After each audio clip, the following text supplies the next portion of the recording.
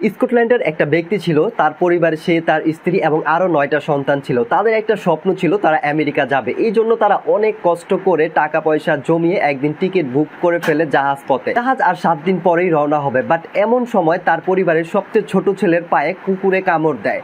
তারা তাকে নিয়ে হাসপাতালে যায় এবং ডাক্তার তাকে পরীক্ষা নিরীক্ষা করে হাসপাতালে ভর্তি করে এবং বলে এই মুহূর্তে তাকে নিয়ে কোথাও যাওয়া সম্ভব না।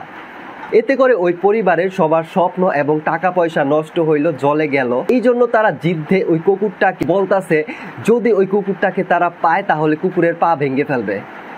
যাই হোক, সময় মতো 7 দিন পর জাহাজটা রওনা হলো এবং পরের দিন খবর আসলো ওই জাহাজটা ডুবে গেছে এবং ওই জাহাজের সবাই মারা গেছে। তারপর থেকে ওই কুকুরটাকে তারা মনে মনে ধন্যবাদ দিতেছে এবং আবার তাকে খুঁজতেছে, যদি পায় তাহলে অনেক যত্ন করবে, খাওয়াবে এবং লালন পালন করবে তাকে। সো গাইস, এখন আপনি চিন্তা করে দেখতে পারেন আপনার জীবনে যে প্রবলেমগুলো হচ্ছে মেবি এইটা আপনার ভালোর জন্যই।